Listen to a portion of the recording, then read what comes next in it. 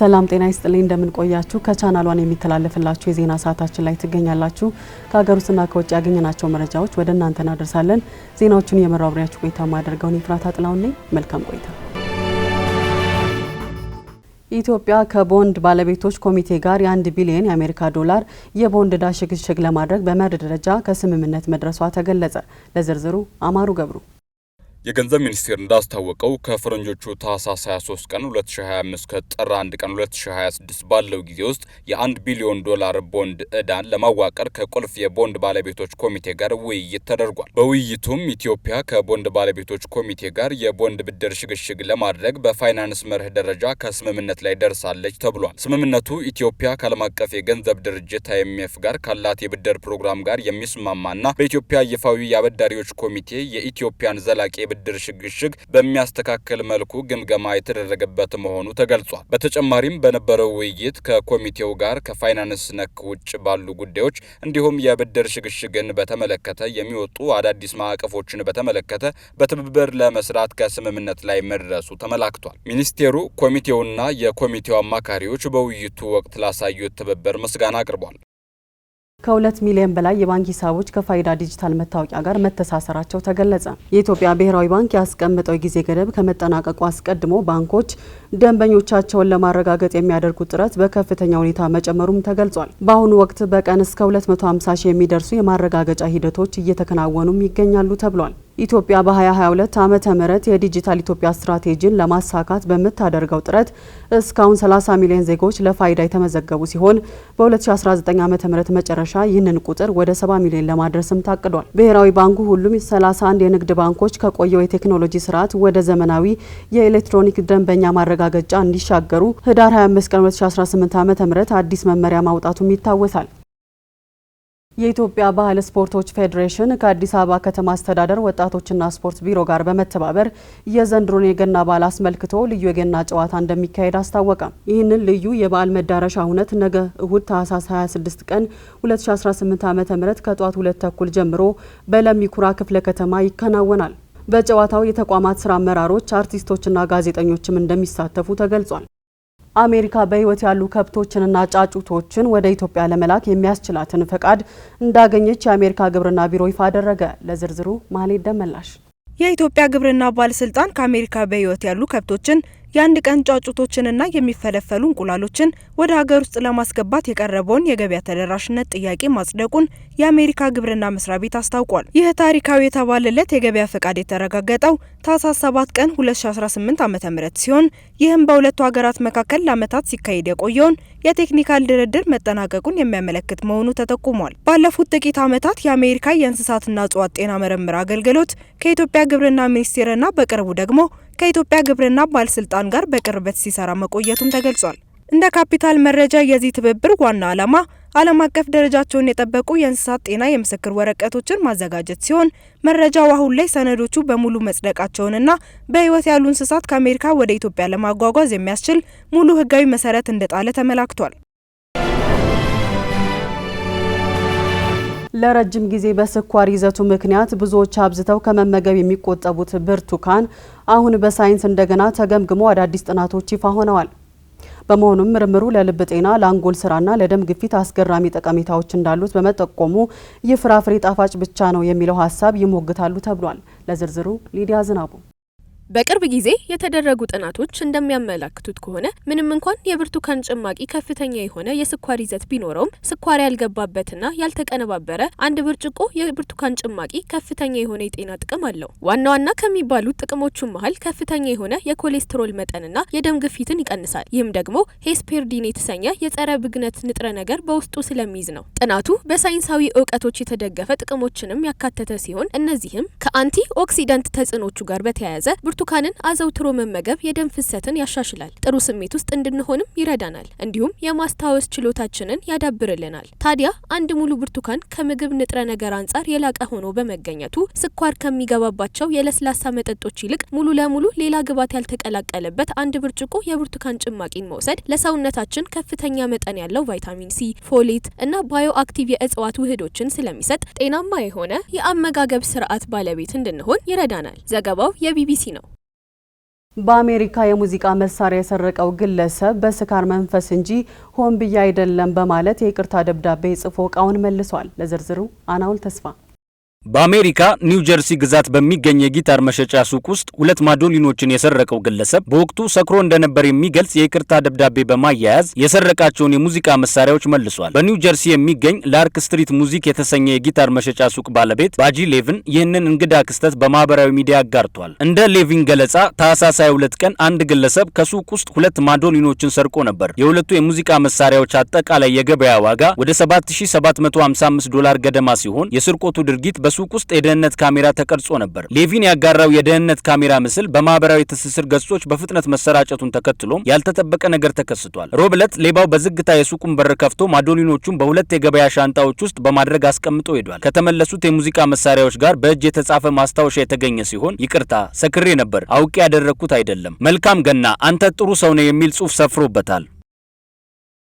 የጉግል ሰው ሰራሽ አስተውሎት አጠቃላይ እይታዎች አሳሳች የጤና ምክሮችን በመስጠት ሰዎችን ለጉዳት ይዳርጋሉ ሲሉ ባለሙያዎች ተናግረዋል። ሄሮዳዊት ንጉሴ ተጨማሪ አላት። ጉግል በመፈለጊያ ማስፈንጠሪያው ላይ ያስገባው ኤአይ ኦቨርቪውስ ተብሎ የተጠራው የሰው ሰራሽ አስተውሎት ቴክኖሎጂ ሰዎችን ለጤና አደጋ ሊያጋልጥ እንደሚችል የጤና ባለሙያዎች እየገለጹ ይገኛሉ። ይህ ቴክኖሎጂ ሰዎች ጥያቄ ሲያስገቡ አጭር መልስ ይሰጣል። ነገር ግን በጤና ጉዳዮች ላይ አሳሳች የሆነ መረጃ መስጠቱ አስቸጋሪ ሆኖ ተገኝቷል። የጤና ባለሙያዎችና የህመምተኞች ድጋፍ ድርጅቶች እንዳሉት አንዳንድ የሰው ሰራሽ አስተውሎት መልሶች የተሳሳተ የሕክምና ምክር እየሰጡ ነው። ይህም ሰዎች ትክክለኛ ሕክምና እንዳያገኙ ወይም ህመማቸውን እንዲያሳንሱ ሊያደርጋቸው ይችላል ብለዋል። ለምሳሌ ስለ ካንሰር፣ የጉበት ችግርና የአእምሮ ጤና ጉዳዮች የተሰጡ መረጃዎች ከእውነቱ ጋር የማይጣጣሙ መሆናቸው ተገልጿል። አንዳንድ ጊዜ መረጃው ያለ በቂ ማብራሪያ ይቀርባል። ይህም ሰዎችን ያሳስታል። ባለሙያዎች ጉግልን ይህን ቴክኖሎጂ በተለይ በጤና ጉዳዮች ላይ በጥንቃቄ እንዲጠቀም ጠይቀዋል። ሰዎች የሰው ሰራሽ አስተውሎት መልሶችን እንደ ህክምና ባለሙያ መቁጠራቸውም አደገኛ መሆኑን አስጠንቅቀዋል። ጉግል በበኩሉ አብዛኛው መረጃ ትክክል ነው ቢልም ስህተቶች ሲገኙ እንደሚያስተካክል ገልጿል። ባለሙያዎች ግን ሰዎች ስለ ጤናቸው ጉዳይ ሲያስቡ ሁልጊዜ ሐኪምን እንዲጠይቁ አሳስበዋል። ዘገባው የዘጋርዲያን ነው። በዶሚኒካ 2 ጓደኛሞች በዘረመል ምርመራ እህትማማቾች ሆነው ተገኝተዋል። እነዚህ 2 የስራ ባልደረቦች ለዓመታት እህትማማቾች እንደሆኑ እየቀለዱ በጓደኝነት ከቆዩ በኋላ በቤተሰብ ታሪካቸው መመሳሰል ምክንያት በመጠራጠራቸው የዘረመል ምርመራ ሲያደርጉ ባዮሎጂካዊ እህትማማቾች መሆናቸው ተረጋግጧል። ለዝርዝሩ ሊዲያ ዝናቡ። ካሳንድራ ማዲሰን እና ጓደኛዋ ጁሊያ ከዶሚኒካን ሪፐብሊክ በማደጎ የተወሰዱ ሲሆን የስራ ባልደረቦች ሆነው ለመጀመሪያ ጊዜ እንደ ኤሮፓያን አቆጣጠር በ2013 ተገናኙ። ምንም እንኳን ተመሳሳይ የሆነ የኋላ ታሪክ ያላቸው ቢሆንም የማደጎ ሰነዳቸው ላይ ግን ተጠቅሶ የሚገኘው የተለያየ የእናት ስምና አድራሻ ነው። በመሆኑም ይህ የሰነድ አለመመሳሰል እህትማማቾች የመሆናቸውን ሀሳብ ውድቅ አድርጎታል። ከዓመታት በኋላም ካሳንድራ ቤተሰቦቿን በዘረመል ምርመራ አማካኝነት ካገኘች በኋላ በጓደኛዋ አማካኝነት የነበራት የቆየ ጥርጣሬ አባቷን ሌላ በማደጎ የተወሰደች ልጅ እንዳለው እንድትጠይቅ አነሳስቷታል። በመሆኑም የአባቷ ምላሽ ከጓደኛዋ ከጁሊያ ታሪክ ጋር የሚዛመድ ሆኖ ተገኘ። ስለዚህም እንደ ኤሮፓውያኑ አቆጣጠር በ2021 የዘረመል ምርመራን በማድረግ እህትማማቾች መሆናቸው ተረጋግጧል። በመሆኑም የእነዚህ እህትማማቾች ሰነድ መለያየት የተፈጠረው በተቀያየረ ወረቀት ሳቢያ መሆኑ ይታመናል። በመጨረሻም 2 የስራ ባልደረቦች በዶሚኒካን ሪፐብሊክ ከአባታቸውና ከዘመዶቻቸው ጋር ሊገናኙ ችለዋል። ይህም ለዓመታት የዘለቀውን ወዳጅነት ወደ ዘላቂ እህትማማችነት የቀየረ ክስተት ሆኗል። ዘገባው የዘጋርዲያን ነው። ለሰዓታት ቻርጅ ሳይደረግ ቀኑ ሙሉ የሚሰራ አውቶቡስ ቢኖር ብለው አስበው ያውቃሉ? ስዊዘርላንድ በሀሳብ ብቻ ሳይሆን በተግባር አሳይታለች። ስዊዘርላንድ ውስጥ ስራ የጀመረው ጦሳ የተሰኘው አዲስ የኤሌክትሪክ አውቶቡስ ቻርጅ ለማድረግ የሚፈጅበት ጊዜ 15 ሰከንድ ብቻ ነው። ተሳፋሪዎች አውቶቡስ ማቆሚያ ላይ ሲወርዱና ሲወጡ በአውቶቡሱ ጣሪያ ላይ የሚገኝ ሮቦቲክ እጅ ከላይ ካለው የኃይል ምንጭ ጋር በመገናኘት በቅጽበት ቻርጅ ያደርገዋል። ከወደ ደቡብ ኮሪያ የተሰማው የባልና የሚስት የፍቺ ጥያቄ አስገራሚ ሆኗል። የጉበት ህመም የገጠመው ባል የባለቤቱ ጉበት እንዲቀየርለት የሕክምና ባለሙያዎች ምክር ቢያቀርቡም ሚስት ግን ጉበቴን አልሰጥም ብላለች። በዚህ ምክንያት ባል የፍቺ ጥያቄ አቅርቧል። ለዝርዝሩ ጸጋነሽ ተሰማ። በሰላሳዎቹ የእድሜ ክልል ውስጥ የሚገኙትና 3 ዓመታትን በትዳር የቆዩት ባልና ሚስት የቀደመ የፍቅርና የትዳር ጊዜያቸው መልካም የሚባል ነበር። በቅርቡ ታዲያ ባል ባጋጠመው የጉበት በሽታ ምክንያት በህይወት ለመቆየት የቀረው የ1 ዓመት እድሜ ብቻ መሆኑን በሕክምና ባለሙያዎች ይነገረዋል። ነገር ግን ከእርሱ ጉበት ጋር ተመሳሳይ የጉበት አይነት ያለው ቤተሰብ ከተገኘ መቀየር እንደሚቻልና የመኖር ተስፋውም እንደሚቀጥል ምክር ያቀርቡለታል። በዚህን ጊዜ ታዲያ የባለቤቱ የጉበት አይነት ሲመረመር ለእርሱ ተገቢ ሰጪ መሆኗ መረጋገጡ የጉበት ክፍሏን እንድትሰጥ በሕክምና ባለሙያዎች ትጠየቃለች። ሚስት ግን ጉበቴን አልሰጥም አለች። ይህን ለማለቴ ዋነኛው ምክንያቴ አይኮሞፎቢያ ተብሎ የሚጠራ ፍርሃት ስላለኝ ነው በሚል ለባለቤቷም ለሕክምና ባለሙያዎቹ ማስረዳች። ይህ አይኮሞፎቢያ የተባለ ፍርሃት መቀስ፣ መርፌ፣ እርሳስ ወይም ቢላዋን የመሳሰሉ ስለታማ ነገሮችን መፍራት ሲሆን ሚስት መርፌ እንኳን ሳይ እፈራለሁ ስትል ተናግራለች። ምንም እንኳን ሚስት ጉበቷን ለባለቤቷ መስጠት ባትፈቅድም በጥንቃቄ ትንከባከበው ነበር። ነገር ግን ባል ይህን እንክብካቤ እንደ ግብዝነት ቆጥሮ እንክብካቤሽ ምን ይጠቅማል የሚሉና መሰል ቅሬታዎችን ያቀርብባት እንደነበር የኦዲስ ሴንትራል ዘገባ ያሳያል። የባለቤቱ አይኮሞፎቢያ አለብኝ የሚል ምክንያት ያልተዋጠለት ባል ባደረገው ማጣራት ያቀረበችው አይነት ፍርሃት እንደሌለባትና ጉበቷን ላለመስጠት በማሰብ ያደረገችው ስለመሆኑ ይደርስበታል። በዚህም ለዚህ ያልሆነችኝ ለምንም አትሆነኝም በሚል ባል የፍቺ ጥያቄውን ይዞ ፍርድ ቤት ቀርቧል። ጉዳዩን የተመለከቱት ዳኞች የአካል ክፍል ስጦታ መስጠት ሰው በራሱ ሰውነት ላይ ያለው የመወሰን መብት ነው፣ መከልከሏ ብቻ ለጋብቻው መፍረስ ምክንያት መሆን አይችልም በሚል ጥያቄውን ውድቅ አድርገውታል። ፍርድ ቤቱ በሽምግልና ስምምነት ላይ እንዲደርሱ በማሰብም መዝገቡን ዘግቷል። እንደ ኦዲስ ሴንትራል ዘገባ የ1 ዓመት የመኖር እድሜ ብቻ የቀረው ባል ከአንድ ግለሰብ በተደረገለት የጉበት ስጦታ ቀዶ ሕክምና ተደርጎለት ጤናው ተመልሷል። በቻይና ፉጂያን ግዛት የሚገኘው የዣንግዡ የኒውክሌር ኃይል ማመንጫ ጣቢያ በዓለም ትልቁ የሆነውን የሃሎንግ-1 ቴክኖሎጂ የመጀመሪያ ምዕራፍ ግንባታ ማጠናቀቁን ይፋ አደረገ። ለዝርዝሩ ማህሌት ደመላሽ።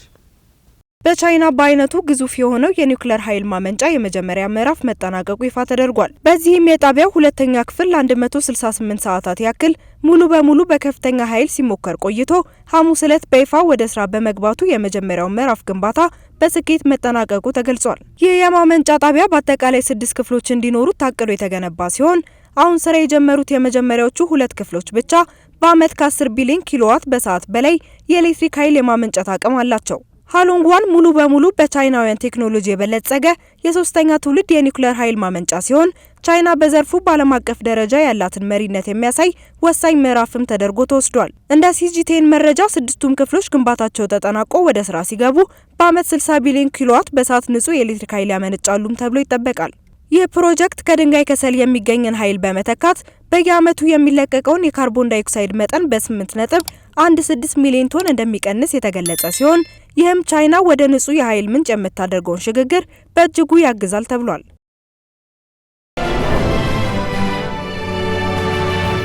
በመጨረሻም ስፖርት። ኢትዮጵያ የአፍሪካ ዋንጫን ለማስተናገድ ይፋዊ ጥያቄ ለካፍ ማቅረቧ ተነገረ። የ2025 35ኛው የአፍሪካ ዋንጫ የጥሎ ማለፍ ጨዋታዎች ዛሬ ይደረጋሉ። ለዝርዝሩ አናውል ተስፋ። ታላላቆቹ የአፍሪካ ተጫዋቾች ሞሐመድ ሳላ፣ ሳዲዮ ማኔ፣ ብሪያን ሙቦማ፣ አማድ ዲያሎ፣ አሽራፍ ሀኪሚና ቪክቶር ኦሲሜኒ ቀጣዩን ዙር መቀላቀላቸውን ሲያረጋግጡ በአንድ ወቅት የአፍሪካ ኮከብ የነበረው ኦባሜያንግ ሀገሩ በ3 ሽንፈት በመሰናበቷ የቡድኑ አሰልጣኝ ሲሰናበቱ ከሌላ የቡድን አጋሩ ጋር ታግዷል። በ35ኛው የሞሮኮ የአፍሪካ ዋንጫ ጥሎ ማለፉን የተቀላቀሉ ቡድኖች ከዛሬ ጀምሮ ጨዋታቸውን ያደርጋሉ። ዛሬ 1 ሰዓት ላይ ሴኔጋል ከሱዳን ስትጫወት፣ 4 ሰዓት ላይ ማሊ ከቱኒዚያ ይጫወታሉ። ጥሎ ማለፉ በነገው ዕለት ሲቀጥል አስተናጋጅ ሞሮኮ ምስራቅ አፍሪካዊቷን ታንዛኒያን ታስተናግዳለች። 4 ሰዓት ላይ ደግሞ ደቡብ አፍሪካ ከካሜሩን ይጫወታሉ። በሌላ ዜና ኢትዮጵያ የ28ቱን የአፍሪካ ዋንጫ ለማስተናገድ ይፋዊ ጥያቄ ለካፍ ማቅረቧ ተነገረ። የአፍሪካ ዋንጫ ከ2028 አንስቶ በ4 ዓመት አንድ ጊዜ እንዲካሄድ ካፍ በመወሰኑ ምክንያት በ2029 ሊከናወን የነበረውን ውድድር ወደ 2025 መምጣቱ ይታወሳል። ኢትዮጵያም ከዚህ ቀደም የ2029ን ውድድር ለማስተናገድ እቅድ የነበራት ሲሆን አሁንም ቢሆን የአህጉሪቱን ትልቁን ድግስ በ2028 ለማስተናገድ እቅዷን አሻሽላ ለካፍ ይፋዊ ጥያቄ አቅርባለች። ስትከታተሉ የቆያችሁት ከቻናሏን የሚተላለፍላችሁን የዜና ሰዓታችን ነበረ። ዜናዎቹን እየመራው አብሬያችሁ ቆይታ ያደረኩት ደግሞ እኔ ፍራታ ጥላሁን ነበርኩኝ። መልካም ጊዜን ተመኘ።